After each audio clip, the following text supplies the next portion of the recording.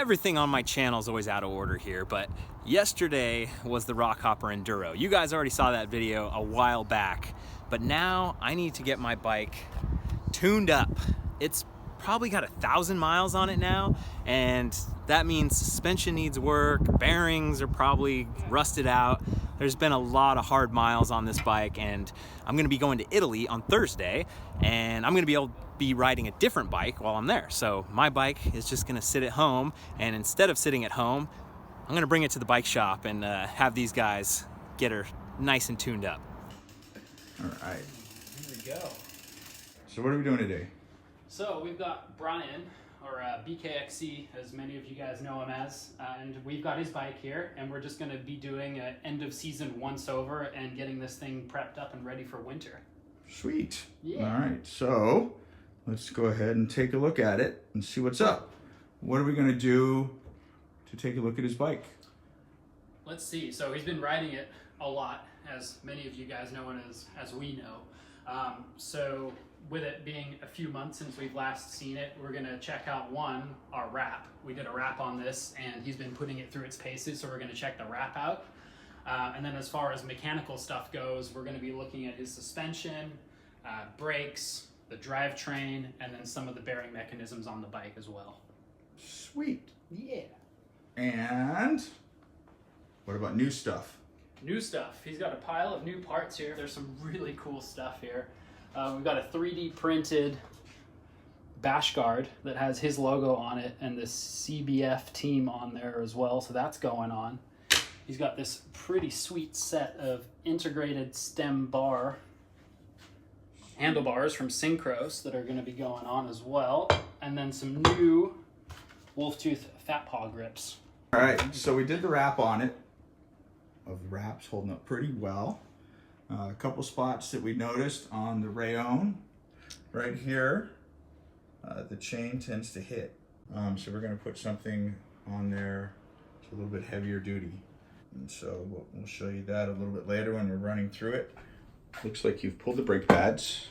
Yep, we got the brake pads off so we can check the wear on these guys. There's still quite a bit of life left on here. I say they're a little glazed, but that's pretty normal for brake pads to be about halfway through their life. We got the fork out, and we got the fork out of the way, so now we can obviously see the headset bearings and see the wear on the bearings themselves. They feel really nice, actually. There's no crunchiness to them. They don't feel worn out, and you can't spin them. There's still a little bit of resistance. So I think we'll be cleaning this out, basically re-lubricating it with a nice heavy grease and putting it all back together. So there's the bottom one. They're both stainless steel bearings. You can tell by the silver races here. So they're a tougher, more robust bearing that lasts a whole lot longer. It's a good little investment. Stainless. So we're going to start by taking his air pressure out of here. One, we're going to take a reading so we can put it back to where it started. But two, we need to take the air out of the fork for the service. And 67 even. 67. We'll add that to his profile. That to his notes, yep, exactly. We'll let the air out, drop the lowers, and we'll show you the inside of this thing. Look at that. Just became a short fork. So we basically banged the air shaft and the damper off of the lowers. So we're ready to drop the lowers and see how much oil comes out, what color the oil is, which gives us a good indication of how much the fork has been used and how much of the oil's left in there. That's also a good indication of how much has been used. And then obviously we get to see the seals now finally. Then we get to drop these guys off of here and look at his dust wipers. So we can see the inside of the fork now, obviously dropping the lowers away from the uppers. So one, we can see the color of his oil right here. So this, once upon a time, started life as gold. You can still see that it's got a gold tinge to it, but it's pretty dirty. So it's about time for some new oil, that's for sure. A second thing we're going to look at is the oil seals themselves and the dust wipers here. So inside we can see the foam ring, which is between the bushing, which is this big tan part, and then your dust wiper up here. There's the little foam ring on the inside there. We can actually pull these guys out. We can wiggle out of here sometimes. So that looks pretty dirty. That looks pretty dirty, right? On the inside, obviously, where the upper cycles through the fork, it's pretty packed full of dirt. These aren't too bad, but it's definitely time to replace them. The other side's actually way worse than this side. This is the better side. You can see once upon a time they were a very nice tan color, and as they get older and as you cycle the fork more through mud and dust and whatever else you decide to ride your mountain bike in, it gets dirty and clogged here, which you can see sits on the lower right about here, and then it cycles up and down. So just because the top of your fork is clean doesn't necessarily mean that the bottom of the fork is clean. So sometimes when we take the forks apart, the upper part of the stanchion here is actually really clean and really nice looking, but because the dust wipers and the seals have never been replaced and they've collected so much dirt over the years, they'll actually wear away the stanchions here and wear into the bushing and start gouging the stanchion down at the very bottom of the stanchion in the lowers where you don't see it. So that sounds like a pretty expensive problem if you have to replace your Kashima tubes are never cheap. Yeah. So how did you know which oil was needed for a shock? We get a lot of calls from customers that are, looking for, they'd like to do it themselves or just curious. Yeah. So Fox has a very cool system. They have a little ID, which is a 4-digit number and letter combo on the back of their forks here. If you just Google Fox ID, this guy comes up on their website, and you can plug this in and it tells you exactly what your fork is, what year it is. It has all the manuals for changing the length of the travel, for doing damper overhauls, all the small parts, and most importantly, what fluid it takes. So we're about ready to start reassembling here. These guys dripping everywhere. So the foam rings go in first, then we're going to follow with the seals themselves, and then we have a proprietary seal driver that sits on top of there, and we're going to knock those down and set those correctly into place. You can see the inside of the fork is a whole lot cleaner now, and you can see that the foam rings are nice and golden brown instead of black. So we're going to knock those in. Yep.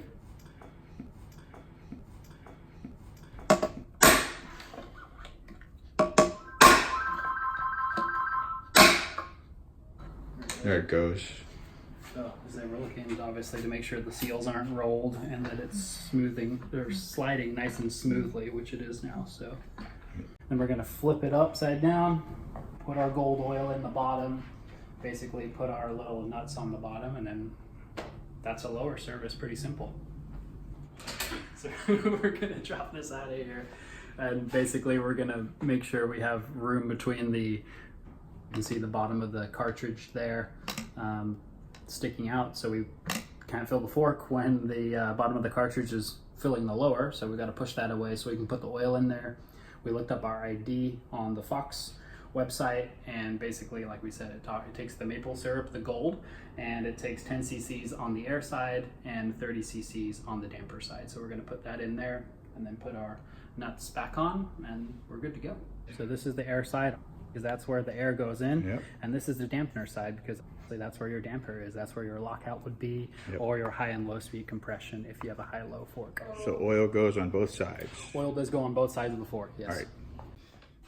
All right, so quick break with the customer. Quick break with the customer. Basically filled it up with oil like we talked about. And basically now we're just ready to put our crush washers on and the nuts. So anytime we do a seal kit, this seal kit does come with replacement crush washers.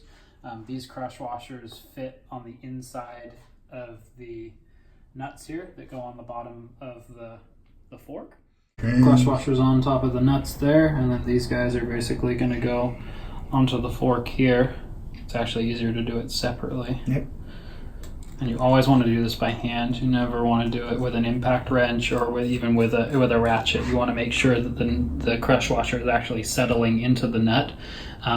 If it's off center, and it'll totally just eat the washer, and then you can have a leaky fork. So you want to make sure the seal's correct and on there. Okay, those are snug. With a ratchet. You don't have to crush these things. They will just stop, and that's where you stop. So no torque value, just normal, standard, mechanical. Mechanical torque. When it's tight, it's tight.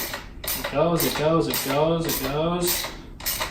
Goes. Longer on this side, and then it basically stops right there. There you That's go. where it stops. That's where we're gonna stop. All right. Just cut that there. I'm gonna double check this now.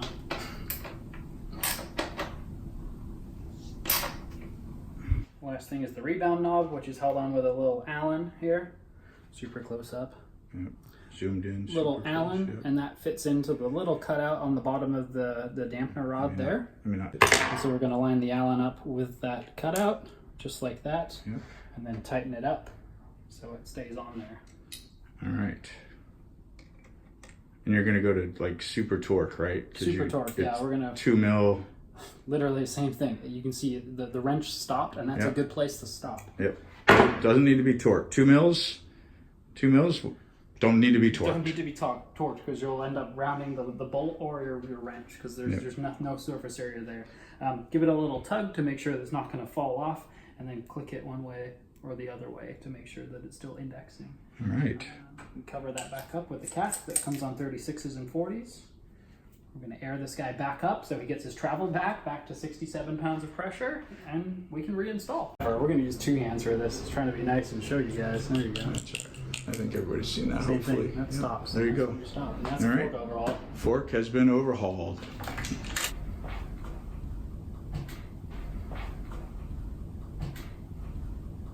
All right, so next is these bars, synchros.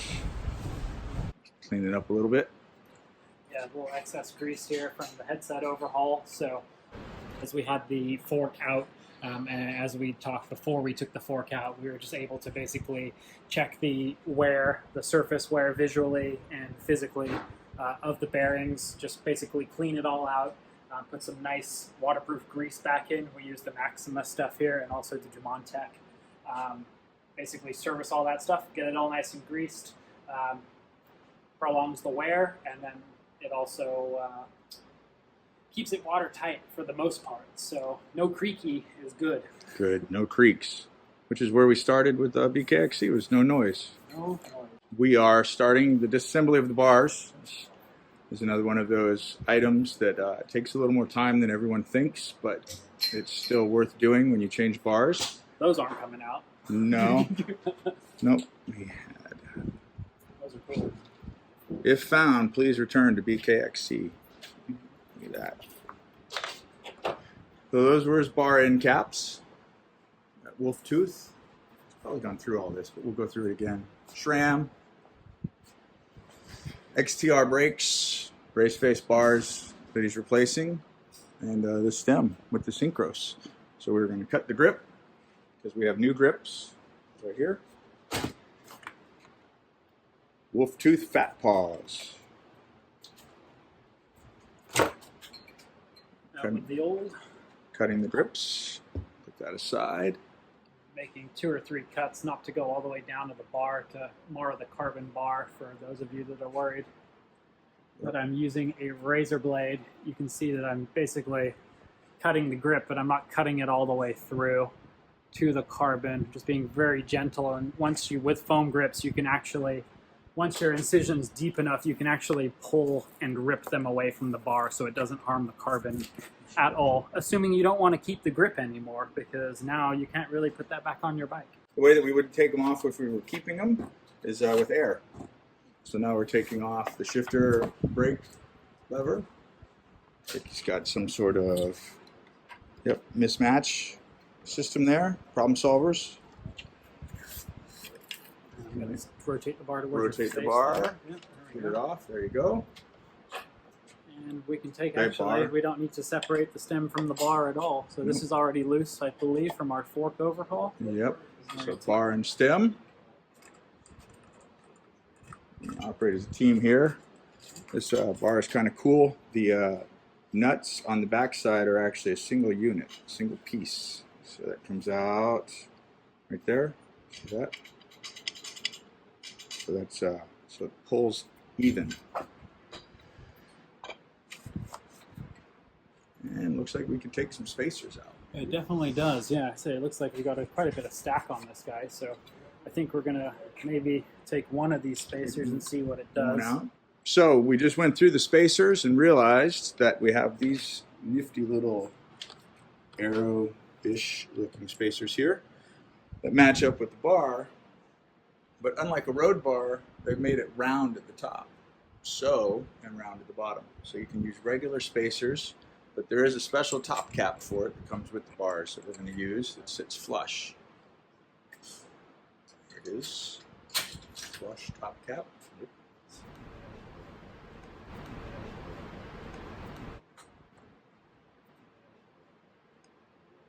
That's pretty much on there. When you do away with the stem and the bars, just all one piece. It's such a cool line. Just something you don't see on a trail bike. This will look pretty rad. So carbon stem has the same properties, dampening. We should get a pretty good ride out of that. We'll check the torque once we get everything on it. Now we're going back to the components. Notice how we turn the bars 90 degrees to get them back on. Gives us the cleanest distance.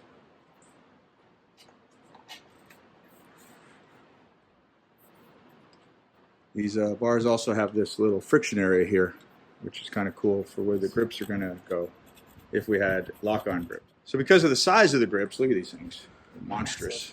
They are massive, massive grips. Let me get a better shot of that. Bar and grip. So they are massive. So instead of just blowing them on with air, we decided that we would use alcohol. So regular old rubbing alcohol and the grip. Back in the day, old guys like to say hairspray, which we have some here, but we don't use it very often. But it's if the alcohol doesn't work. So soak up the grip. You've seen this on other tutorials, I'm sure. Slide it on. It's a little past the edge there. Past the edge. That's always nice. Yep. Dry it off so we can get a little bit of grip on it. Yeah, so we can grip it, make sure it's straight. Sometimes there's indentations on some grips. We're going to take some air. Blow some air in there to get some of the alcohol out. Nothing.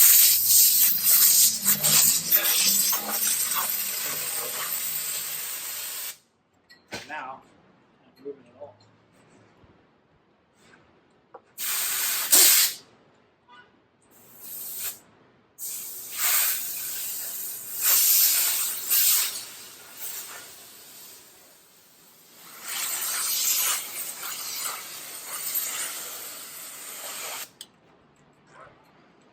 And the only thing we want to be wary of is obviously some compressors with gun heads have a metal tip like ours or a rubber tip. But with the metal tip and the foam grips, we want to just be careful of when we pull it back and stick it under there, you're not actually going to tear the grip and rip the grip, because then the new grips are not new grips anymore. All right, so where are we at? So we've obviously got the headset back on, we got the handlebars back on, we got these really, really cool bar ends back in there that were replacing the old ones that were these guys are a bit bent. Yeah, a little bit bent. They've definitely seen better days. So some freshies in there. We just flushed the brakes. He was having some brake issues, and it was definitely time for some full bleed. So we flushed the fluid, front and rear brakes, and then topped them up to make sure that they're fresh fluid for winter season here. We already checked the brake pads. The brake pads don't need to be changed or anything like that. So we're just going to basically get the front wheel back in, readjust the brakes. We're going to install his guide and look at the shifting, and then of course torque all of the handlebars and the grips, or sorry, not the grips. You can't torque grips. Can't torque those grips. But you can't torque these ones. They are torqued. They're either on or they're off. Torque down the brakes and the shifter there. So yep. Yeah, let's get to it. All right.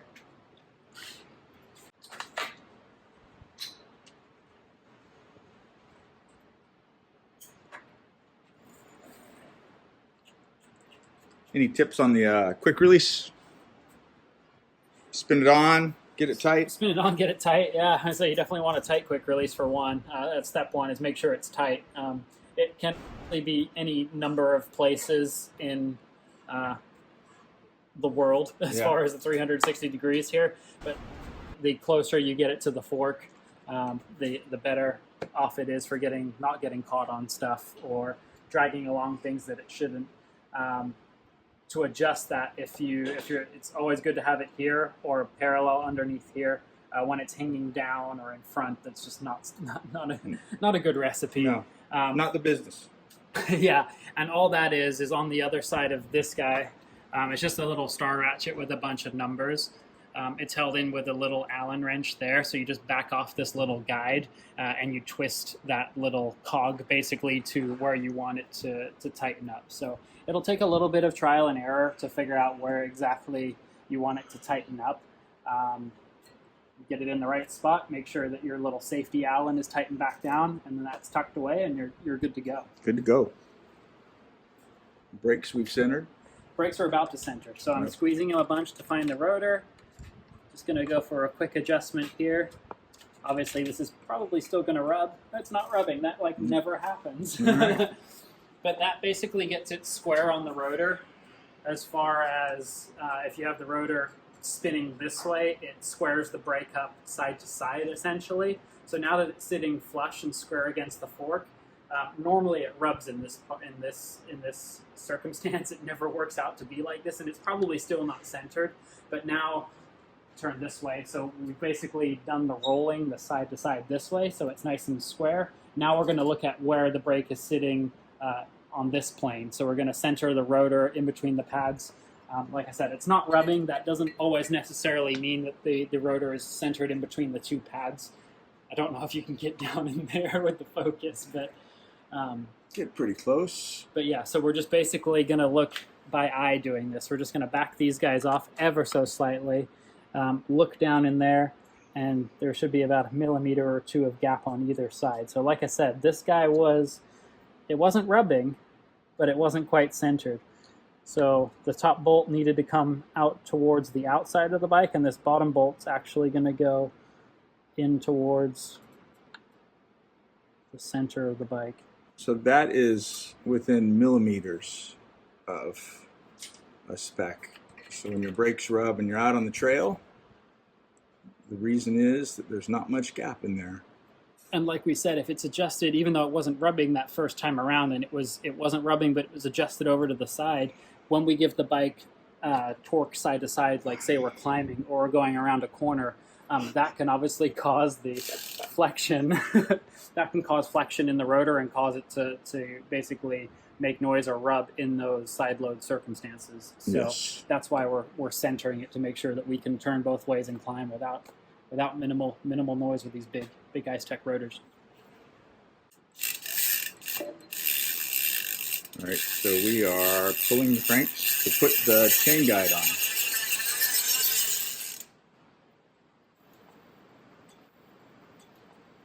This is very similar to the fork seals in the fact that people often ask, how worn out is my bottom bracket? You can sometimes tell by the noise that it's making. So if you take the chain off and completely out of the way, it's very easy with these one-by systems, especially when there's no guide. You can lift the guide up or the chain tensioner out of the way, pull the chain off, and if you physically spin the cranks, sometimes it can make some really, really weird noises, or it can just keep spinning forever. So there's a fine line of it being worn in and broken in. With the cranks completely out of the way, we can see into the bearings. Some of the grease is still green, but there's a lot of dust and other fun stuff in there. And that dirt's pretty typical, just because it's hard to clean in that spot. Right, so now with all the grease out of the way, we can put our hand on there and actually feel the inner bearing race and rotate the inner bearing race. And so there's not much resistance here, which is okay. That just means the bearing's being used. There's no crunchiness, which is what we're looking for. We're looking to feel the crunchiness on the bearing, or if the bearing's having issues rotating, and that's going to be a dead giveaway as to replacement. So just like the headset, we've just put basically, since the bearings are all totally fine, we're just going to clean all this, re-grease it, and put it all back together. So you can see we've put a liberal amount of grease on the crank spindle and between the chainring and the little plastic bearing cover there. And then if we go over to the bike, you can see we've cleaned the bearing out, and we put a little bit of grease on the inside and on the face of that bearing. We've done the other side as well. We're putting on The custom 3D printed chain guide, BKXC guide. 3 bolts, ISCG 05. Same thing as everything else. The bolt will stop when it's When happy, and when there's it's no tight. need to go past that torque. No. It's on there. It's a trick little piece of hardware. Cool. Yeah. Nice touch. We're going to put the mastic tape on. So this is what it looks like. Comes in a roll. Couldn't find the roll, but found a piece. Sticky on one side, rubber on the other. Self-vulcanizing, so if you needed to stick it to itself, it would. Cut out a shape. And lay it over and stretch it.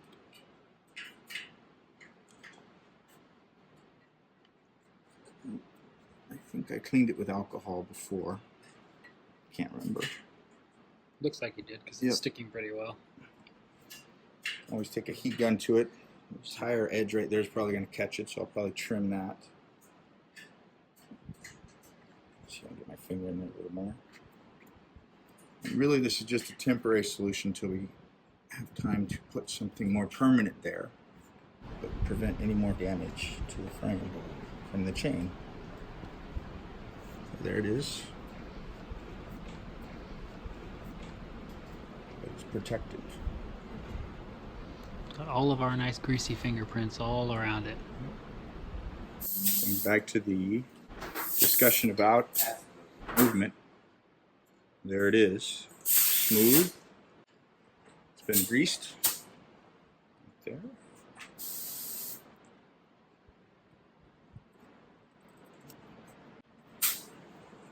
Yes. Sweet. This is one of my least favorite things to do right here. It's number 3. It's on the podium. Yes. Crank arm never wants to go straight. Once you get it, you get it. Wait, how tight was that? Was tight. Look at that. That was pretty Gonna tight. go tight. Look at that. That's tight. And then you Holy check the crank, see what moly. spins. Shoot Yeah. your little cover off and it goes. Yep. Be careful not to. All right, so we've got cranks. We rebuilt the forks. We got the bars. We got the grips.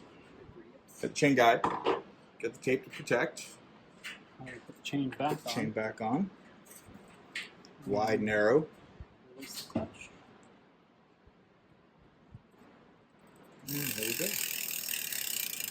Oh, just running through the gears. Kind of doing our final checks. Let's see, we haven't tightened the levers yet. Got a little hop on the wheel back there.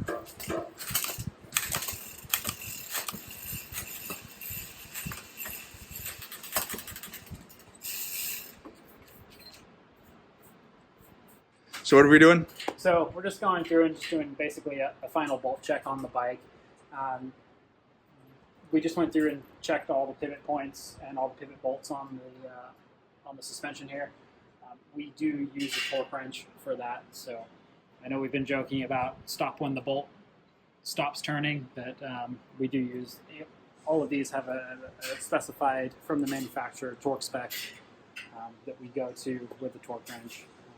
It's one of those tools where it's expensive, but a good torque wrench goes a long way. You don't want your torque wrench to be off. So Yeah. we got a little guy that we'll be using for the handlebars here, for the clamps, and for the stem that you'll see in a second. But yeah, we just went through, oiled the chain, went through the gears, made sure it's all shifting correctly, double checked the sealant and the air in the tires, because like you said, we've got about an hour and then we're out for a ride. So What ride is it? it's our year anniversary ride. Your anniversary. October 1st today. Your anniversary. Yeah.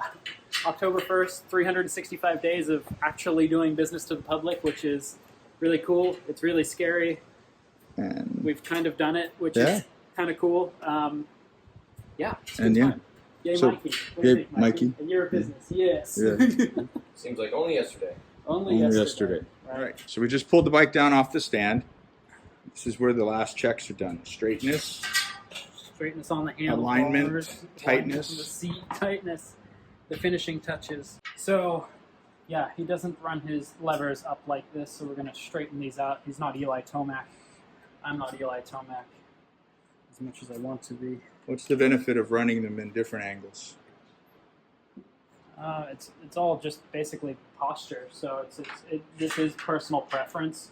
We did take note to where he runs them, and he does run them at a pretty normal distance in, and he also runs them at a pretty normal angle. Some people like to run them really, really far down. I'll back it off here.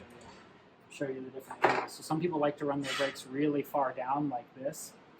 Yep. And you can see what that does to my hand is if I'm in a normal seated position, which would be kind of right about here, the top of my hip bones, right about where that saddle is. You can see how the curvature of my finger, I have to kind of reach down and my wrist comes up a little bit. Versus if I were to match it on this side, which is right around here, you can see how that basically straightens my wrist and my finger all out into one plane. That's a lot more comfortable when you're going downhill, and also it gives you a multitude of more leverage over the bike and over the brake lever and the shifting mechanisms. So that's why the angles and the distance matter. Still personal preference. Still personal preference. Personal preference, man. It's open, at the end of the day, open to interpretation. how it feels. Yeah, because some people run one finger. I know a lot of the brakes are shorter and more powerful now, and it's like so people can run their brakes in way far to get leverage on the very end of the lever, so they can run their brake way far in, or vice versa. If you're holding the lever here on the outside, some people ride the very edge of the bar. There's no method or equation to that. It's all fit stuff, and it's all preference and trial and error. So, And that applies to shifters, angles, multitude adjustments for the angles of the shifters. For the dropper lever, you can adjust outside of your normal parameters if you take off the cap. So we are going to match these. Like I said, I did take note to where he had these guys. They were about 1.5 inches, 2 inches in from the bar. I usually use fingers, two, Finger width. thumb. So yeah, about 1.5, not quite Yep. 2. So we go 1.5. Because I'll forget a number, but my fingers don't change. There's only 5 options on your fingers. So all this is about the same. I'm not torquing this by any means, so I will be using a torque wrench for this because it is carbon bars. And like Tom had mentioned earlier and picked up with these synchronous bars, is there is a little bit of friction on here for these guys to bite. Torque wrench, so T25 on these guys, 5 Newton meters. I want to make sure they're both tight. You can see they're both clicking there. Always good to double check. And we will also do it from the outside edge of the lever. Yep. And these are 4 to 6 Newton meters. This little preset tool is at 5, so right in the center there. We're all torqued. We're on the floor. The fork is back at the pressure. Just got to throw some pedals on it and go for a final test ride. Make sure everything that we've done is settled correctly, and then the real test ride will happen this evening in Shell Ridge for about 20 miles, I think. Little B-roll. Here we go. So Brian is here. He's back from Italy. How was it? Pretty good. Pretty good? Now I have like 6 videos to edit that I haven't even touched yet. And Yeah. off to my next trip on Friday, so Yes. it's nice to have my bike. Right. So it's back. It's here. We're done. We're about to go ride it. Your anniversary ride. Yes. Yes. What do we got, Tom? So we did bars. Cool bars that you got, your grips, end caps. And you got so much stuff going on this thing. We did New. fork. We rebuilt the Seals. fork. Seals. We overhauled the headset. Oh, yeah. We're going from the front I was back. talking about the new stuff that we did. Oh, yeah. Let's go. That stuff, Keep like, going. that's tinkering. Keep We it bled the going. brakes. We did the headset. We checked the shock. We checked the sealing in both tires. Re-greased the cranks, bottom bracket. Put you a little piece of mastic here Yeah, to sweet. protect. We'll figure out a permanent solution for that later. Took note of where all the indents were on the tape, such as this one, Oh yeah. and where some of the bubbles were. Pretty surprised with how well it stood up. Yeah. And Taking a beat. yeah, it has. The forks are all rebuilt, back to spec. Also, we kind of noticed you been riding your bike. Nice job. Riding and falling. Yeah. Falling's just learning how to get up.